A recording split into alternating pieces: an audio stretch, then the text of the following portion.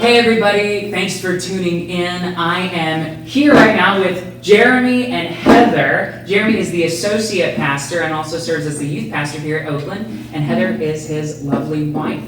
And I don't think we've ever done anything quite like this before, but last week I felt like the Holy Spirit wanted to empower married couples, especially in the season of life that we're in right now. We're going through COVID-19, and married couples are not going off to work as much as they were. They're staying home, working from home, or maybe there's been some job adjustments. And so anyway, I know there's been husbands and wives are in a new season, a new situation. And so I thought Heather and Jeremy might have some wisdom to share and some things they might want to impart to you guys. So anyway, I pray this is a blessing to you. So, hey Jeremy, hey Heather, thank you for doing it. Well, let's just be fun. Let's start fun. Yeah. Why don't you guys tell us, us, I don't know. Tell us about your first date. I know the story. You've shared the story once before, Jeremy, of seeing Heather. Yes. And you like had to back up, like, what's going on? Yeah. Yeah. Well, I actually got paid to be a student assistant for the college's basketball team, and it was my second year. And I was going down at the beginning of the school year, and I wanted to see the coach before the season started. And when I got to the coach's office, I could hear people talking. And so when I walked by the door, Heather was sitting there. She wasn't sitting at the coach's desk, but she was sitting at the student aid's desk. And I took immediate notice of Heather, and I didn't want to be caught checking her out immediately. So I did what any stuck muffin athlete, macho guy would do, and I just kept walking. But as soon as I got back past the door, I realized that I wanted to take a second look. And as I started to do that, I literally did a moonwalk backwards, holding my book bag. And she caught me doing that. I didn't think she would see me walking because she noticed me the first time through. Like the moonwalk would be impressive. I didn't have to. It wasn't. That was like I guess that was my default, was to try to. You're just trying to be smooth. Like, yeah. And I backed up, and she saw me, and I remember asking, I was like, "Is Coach here?" And you're like, "No, she's away." And it's like, "Well, just tell her Jeremy dropped by." And then I didn't see her there for like another week or so. We started basketball practice, and Wait, were you impressed then? Were you like, man, look at him moonwalking back to me?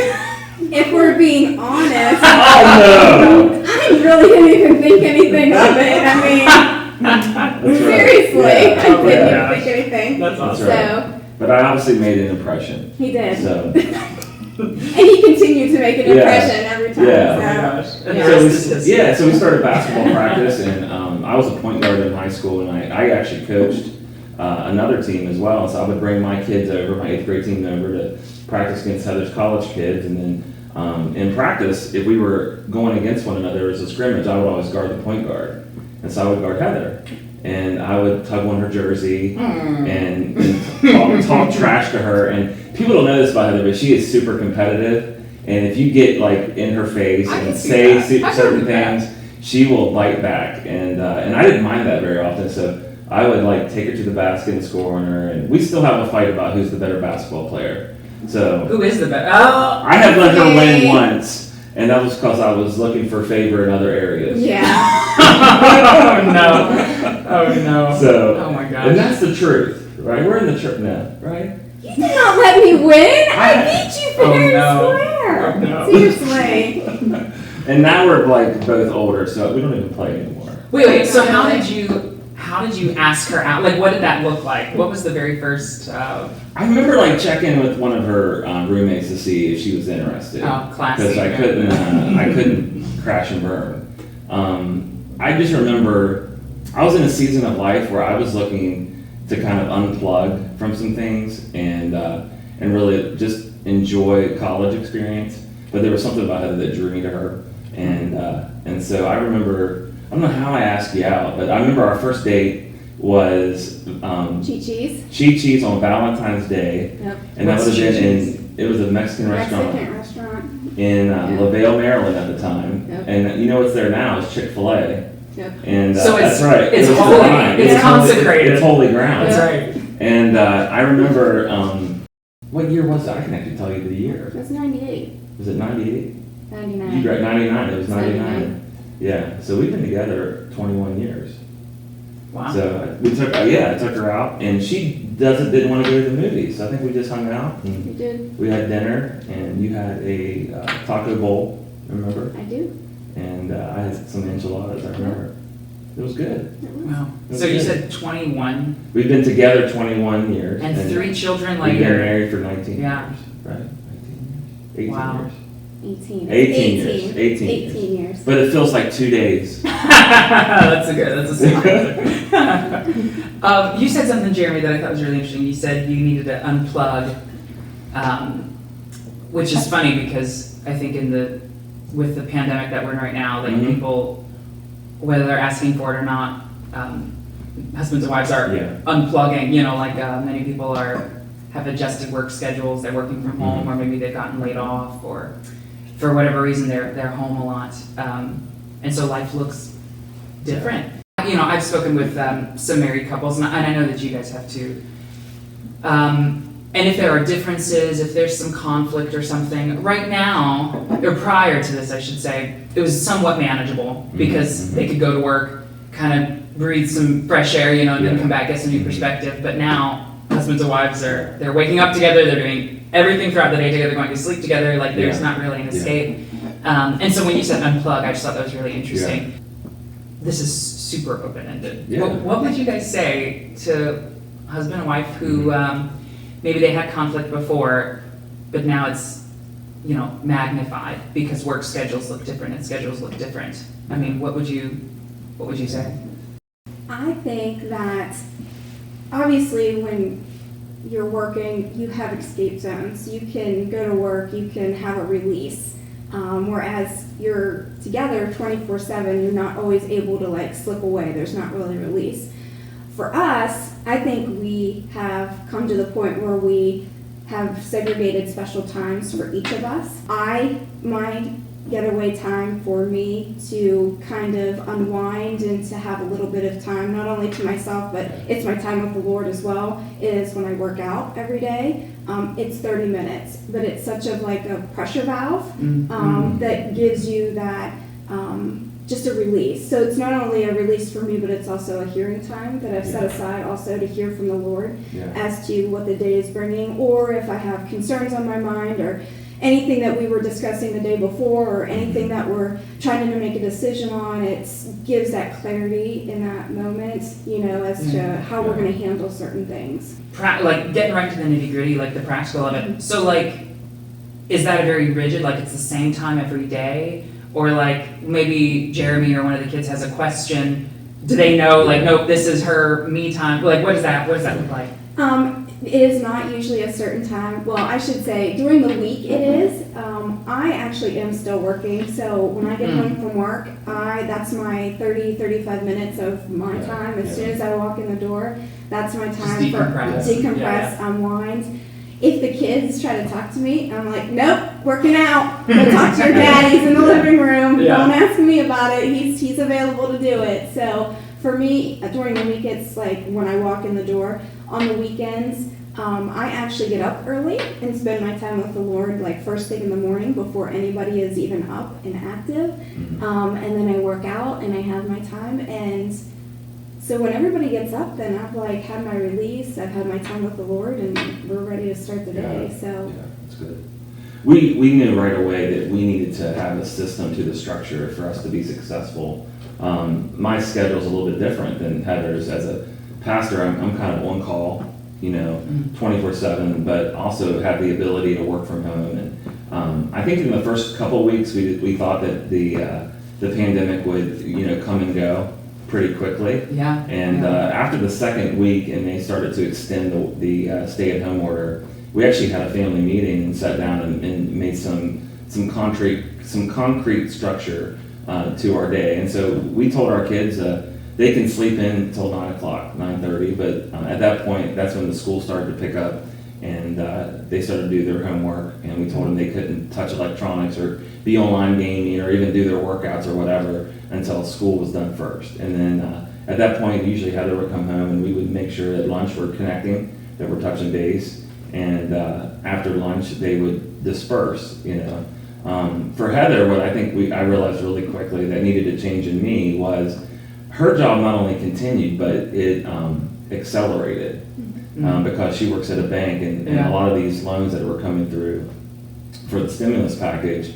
were coming through her desk, and we were starting to see just a little bit of weight being added to her life. And so for me, I knew right away that I needed to, number one, make time when she came home that she could verbally decompress with me so that I could just listen, and not really something that I solve any of her problems, but just listen to what she has to say, and maybe just be a voice of reason, or maybe just we're proud of you, you're working so hard. I know that she works some extra hours, some extra days even the week of Easter, which was really tough on our family. And then that workout time, that's kind of consecrated and set aside for her. We've even taken walks together as family and just said, hey, we need to get out together, let's go, and we'll walk around, our neighborhood there, remember? And so those little things like that. But I agree, I think for Heather, she had to find a place where she was able to reconnect with who she was and transition out of her work. And unfortunately, I'm already in that place whenever she comes home. And so where could I come in and build a bridge that she could transition from working mom into loving wife and mother? And a lot of times that's just listening and holding the kids back until they can get to her. That's good. That's good. Let's say that somebody is watching this, and maybe they'd say, "Oh, well, that sounds great. I want to be able to do that in my marriage, but their marriage is in crisis." Maybe they're watching this and they're saying, "This pandemic is just heightening." Like we're not even to a point where we can talk about listening. We're not even to a point, because there's like irreconcilable differences or something they feel like. So I know that you do marriage counseling, things like this. Just quick crash course in maybe just a couple sentences. When marriages are going through crisis, what is one or two of the first things that they should do to kind of turn the ship around? You know what I mean? Like what would you say? I think obviously communication is the number one thing. I heard a pastor say not too long ago that an offense is an event, but to be offended is a choice. And so I think when we're offended, we're choosing to dwell in a land that the Lord has not commissioned for us or sent us into. And so Heather was talking earlier about we're not enemies with one another, but the enemy is our enemy. And I think what happened was the enemy overplayed his hand in our relationship because we were I was down.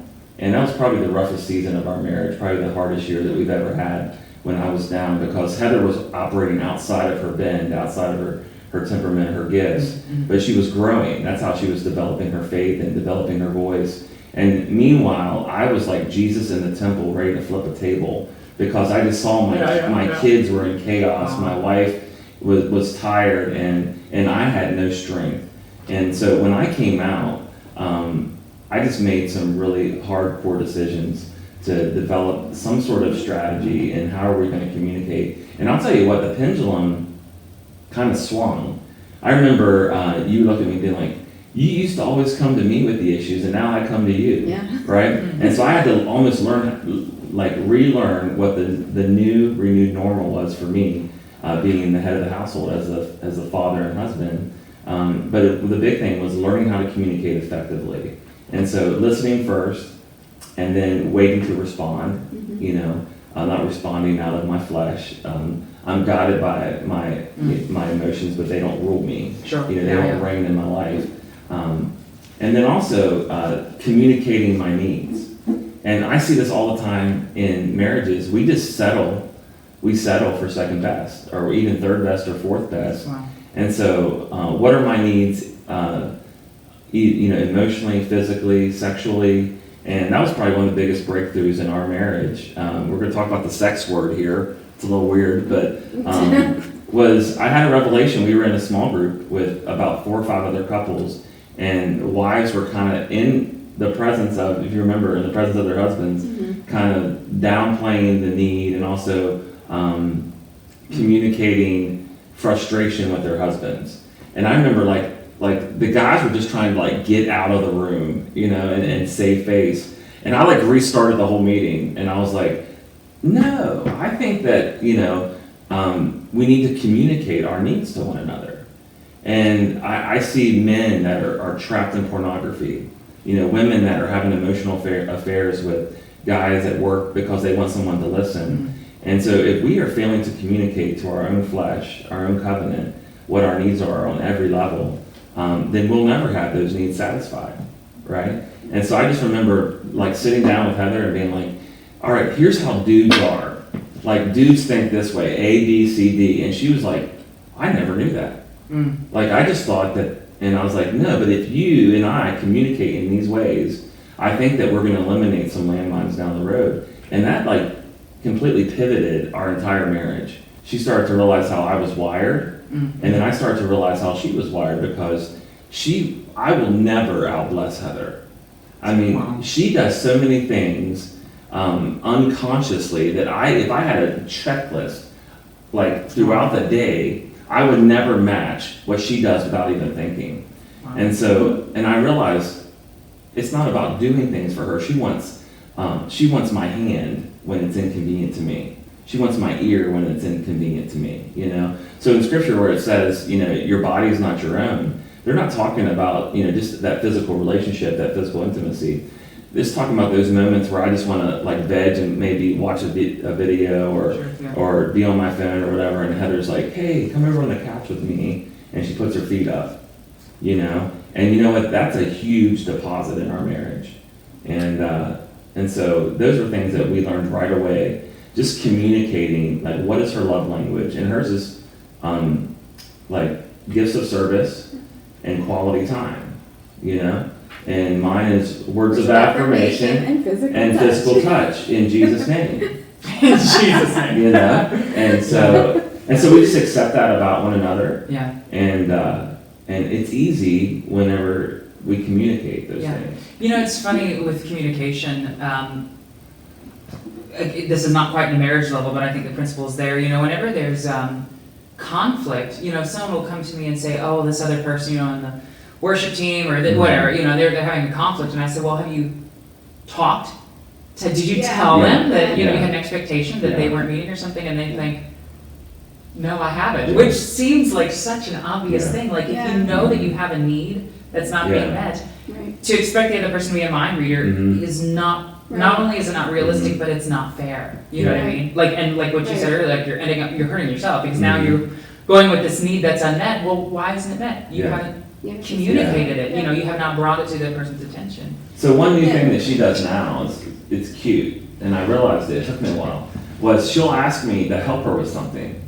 And if I don't help her, and like when she needs it done, she'll just go ahead and do it. Like if it's let the dog out, or help out with the clothes, or put the clothes away, or fold the clothes. And so it took me a couple times. Prior to our communication, she would have been frustrated. It would have ruined probably 2 to 3 hours of our day together. But now, since we're communicating those things, and this has really been in the last like 6, 8 months, a year, that I've noticed that, she needs now.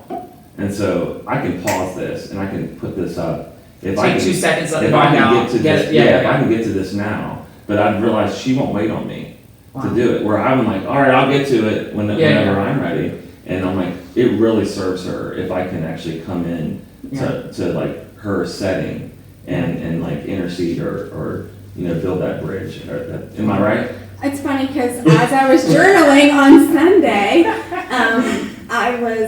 the Lord was just continuing to reveal to me, and that was one of the things I wrote was, you know, in Jeremy, there are still things that I prayed for, and that was God's timing. I can't base my anger or frustration. If I ask him to do something and he will do it, I have to allow that to happen. Yeah. I can't put a time frame on it because I'm not allowing him to get up and do it. Like, so I got, it's crazy that you said that because I just had journaled that just on Sunday about that. So so she came home the other day, and obviously with all of us home, and I was working from home that day, the dishes were full, and you made like a comment where like I think the last 18 years I would have missed that comment.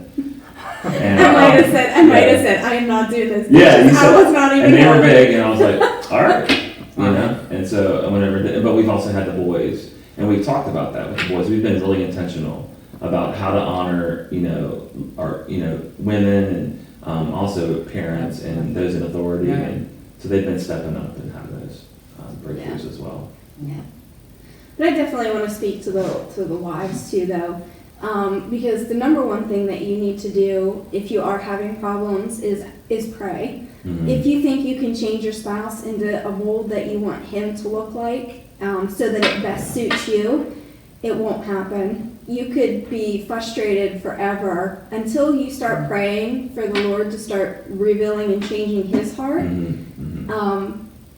You can't make changes on your Yeah. own. Yeah. So just kind of wanted to speak to that you need to pray that the Lord changes his heart and some of the areas that Yeah. you would want him to change. That's not something that you're going to be able to do on your own.